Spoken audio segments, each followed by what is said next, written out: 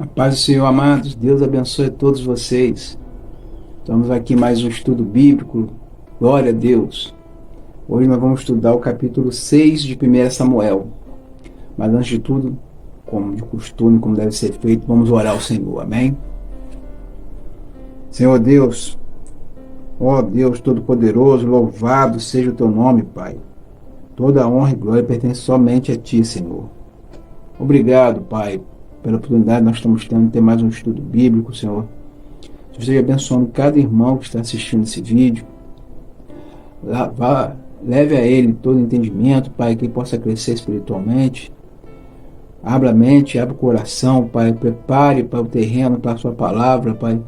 Que o homem seja apenas um instrumento de tuas mãos, Pai. Toda a honra e glória pertence somente a ti, ó Deus. Louvado seja o nome do Senhor. Muito obrigado por tudo, Senhor. Receba a nossa oração em nome de Jesus. Amém. Então, irmãos, vamos para o versículo 1, capítulo 6. 1 Samuel, capítulo 6, versículo 1, nos fala assim. Havendo, pois, estado a arca do Senhor na terra dos filisteus 7 meses, os filisteus chamaram os sacerdotes e os adivinhadores, dizendo: Que faremos nós da arca do Senhor? Fazer-nos saber como a tornaremos a enviar ao seu lugar. Os quais disseram: Se enviardes a arca do Deus de Israel, não a envieis vazia, porém, sem falta lhe enviareis uma oferta para expiação da culpa. Então sereis curados, e se vos fará saber por que sua mão se não tira de vós. Então disseram: Qual é a expiação da culpa que lhe havemos de oferecer? E disseram: Segundo o número dos príncipes dos filisteus, 5 hemorroidas de ouro e 5 ratos de ouro, porquanto a praga é uma mesma sobre todos vós e sobre todos os vossos príncipes.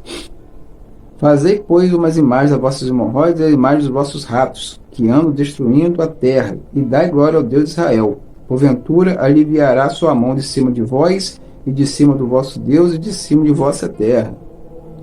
Porque, pois, endureceríeis o coração como os egípcios e Faraó endureceram o coração?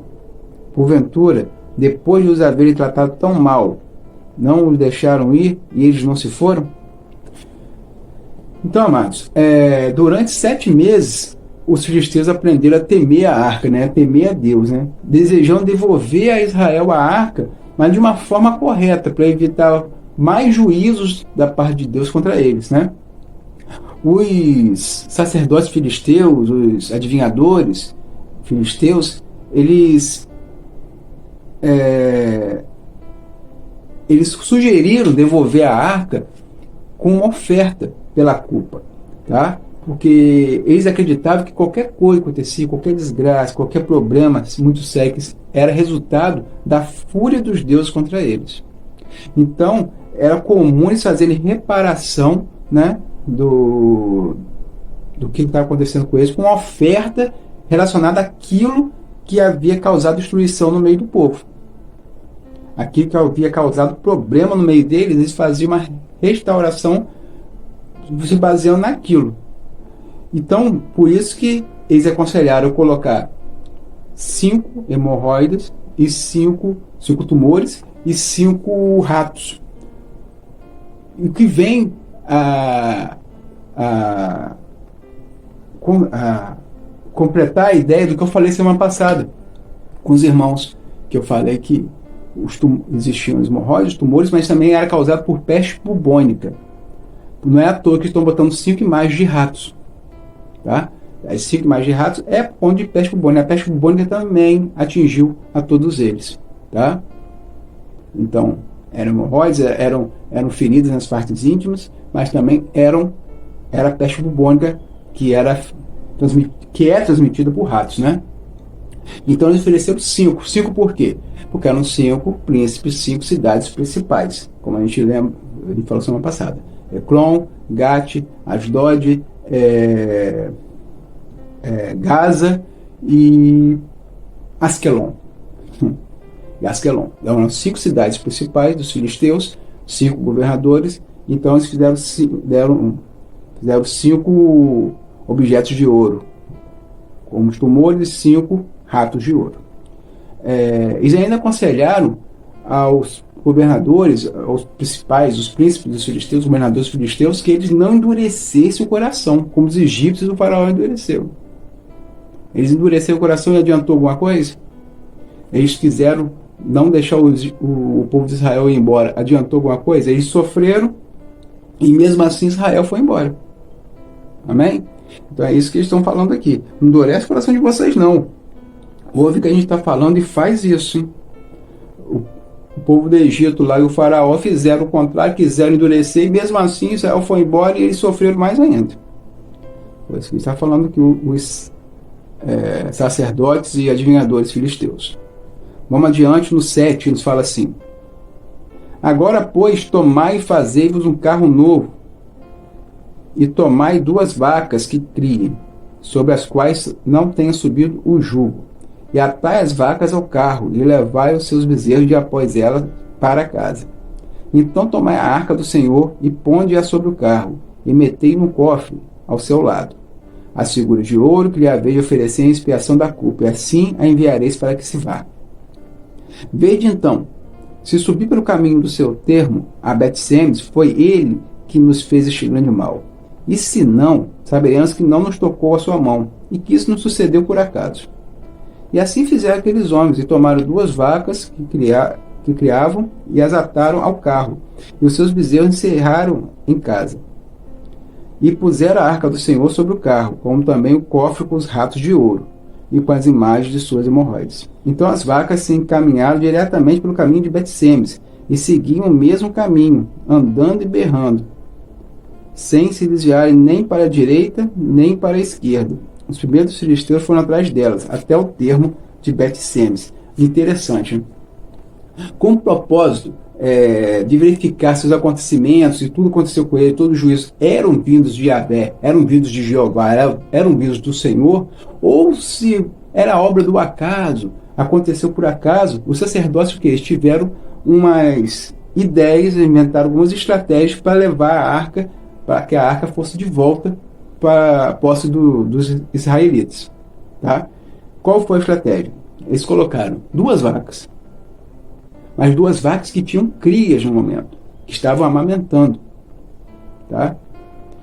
E essas 2 vacas nunca foi colocado uma carroça sobre elas, nunca foi colocado um jugo sobre elas para elas puxarem.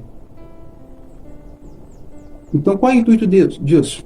Ora, 2 vacas que fossem colocadas assim, primeiro, ela seria contra todo o instinto natural, todo o instinto materno do animal, deixar os bezerros para trás, que ela sair, os bezerros ficaram presos. Ela está amamentando, ela não ia deixar o bezerro para trás. Ia acabar tendo problema, ela ia voltar, ela não sairia do lugar. Ela estava com cria na época. Tá? Primeiro, isso seria antinatural. E segundo, que elas nunca foi colocado um jugo sobre elas. Ou seja, ela não ia andar de forma coordenada, não desviando nem para a direita nem para a esquerda. O certo seria elas não serem coordenadas e ter problema no caminho. Uma ia para o lado, para o outro. Elas nunca foi colocado um jugo sobre elas para carregarem. Lembrando que as vacas, ninguém guiou as vacas. Elas foram sozinhas. Foi colocar sobre elas e soltar. Ninguém guiou essas vacas. Então elas não tinham esse costume.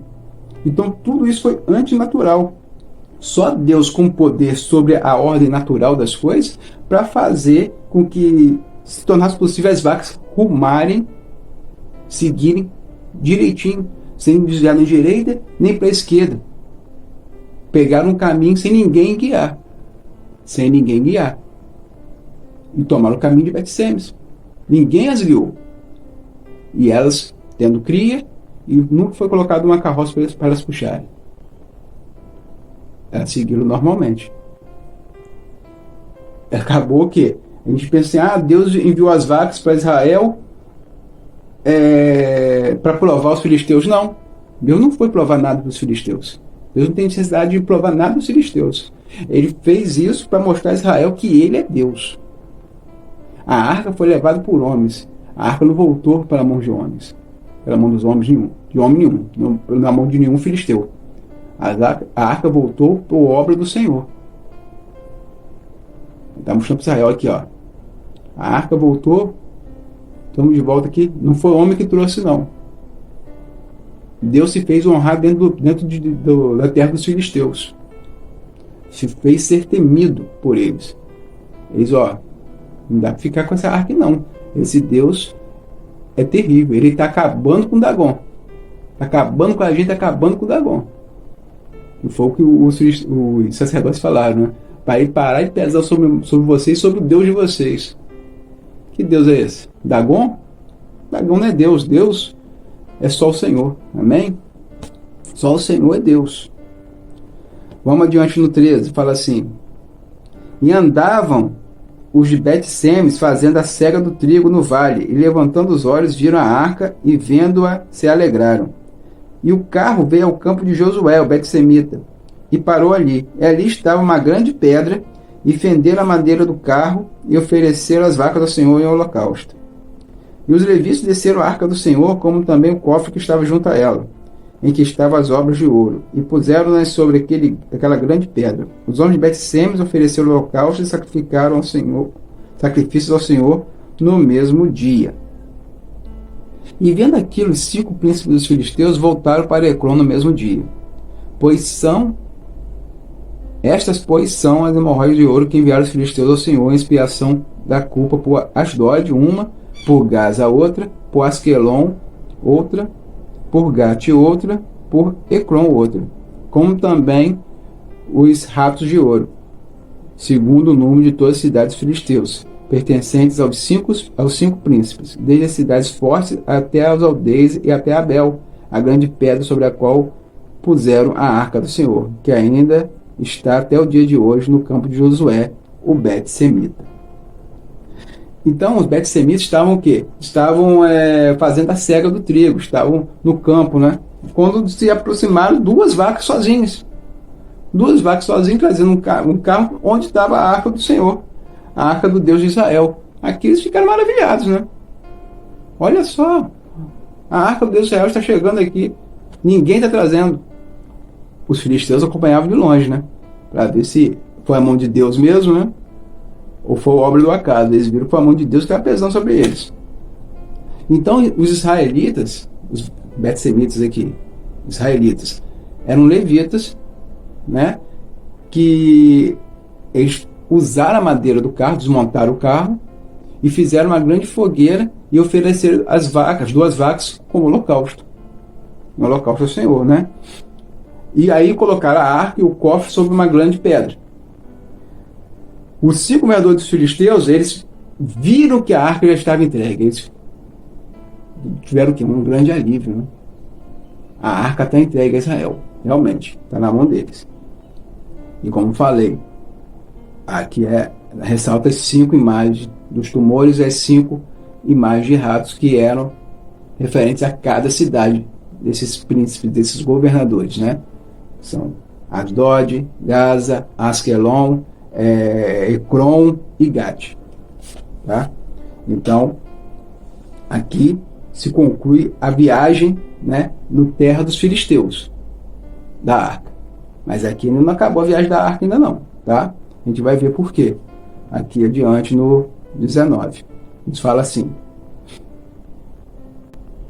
e feriu o Senhor os homens de Bet-Semes, porquanto olharam para dentro da arca do Senhor, até ferir do povo 50.070 homens. Então o povo se entristeceu, porquanto o Senhor fizera tão grande estrago entre o povo. Então disseram os homens de Bet-Semes: quem poderia estar em pé perante o Senhor, este Deus santo?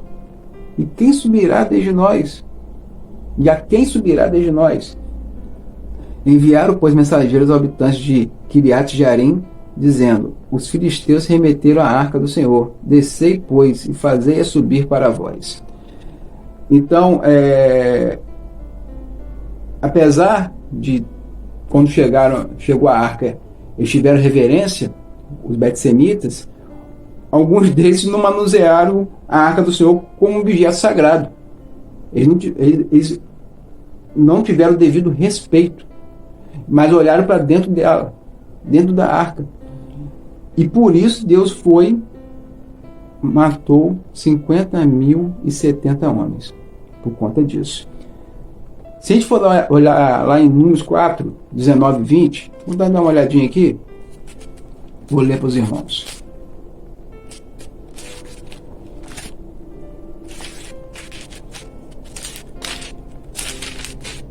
Números 4, 19 e 20. Olha o que fala.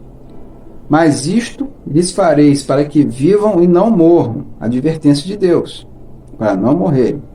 Quando chegar a santidade das santidades, Arão e seus filhos virão e a cada um porão no seu ministério e no seu carro. Porém não entrarão a ver quando cobrirem o santuário, para que não morram. Ou seja, eles não podiam nem entrar, nem olhar para dentro do Santo dos Santos. O Santo dos Santos, onde ficava a arca.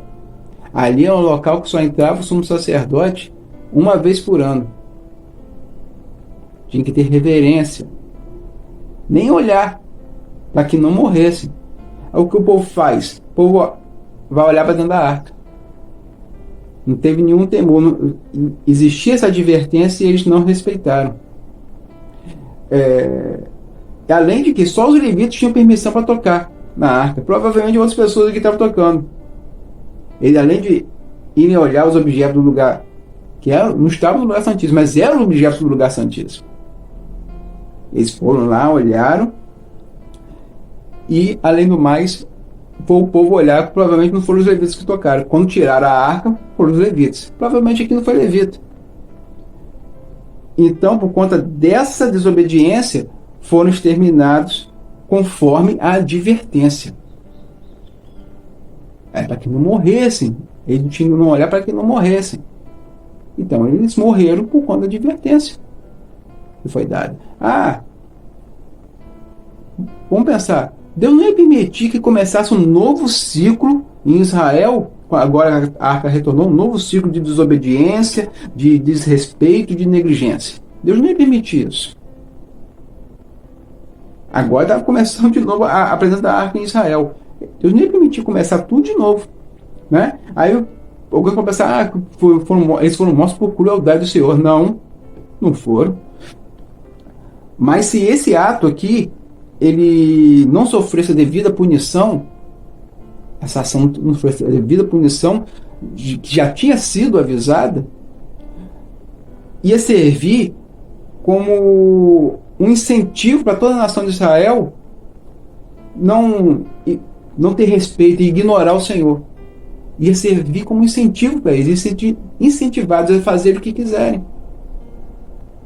Se Deus não tem uma medida dura que não mantém a punição que já era prevista, já tinha sido advertida, o povo ia sentir a vontade para respeitar Deus. Falar assim, a arca voltou o nosso amuleto, voltou o nosso talismã, e não ter devida referência daquela arca era sagrada e representava a presença de Deus. Não teriam o temor a Deus. Amém? Então, depois disso, eles ficaram receosos. Esse povo aqui, os betsemitas, ficaram receosos de terem a arca no território deles. Eles, não, a arca pode ficar aqui não. Aí eles entraram em contato, mandaram mensageiro para Criate Jearim, pedindo que eles levassem a arca com eles. Amém? Então isso conclui aqui o capítulo 6. A gente vê a ação de Deus trazendo a arca de volta. Não por mãos humanas, mas pela ação do Senhor. A honra e glória do nome dele. E trazendo novamente a arca voltando e mostrando ao povo que devia ter a devida adoração, o devido respeito, a devida reverência. A história tinha que mudar. A relação do povo com Deus tinha que ser mudada. Amém?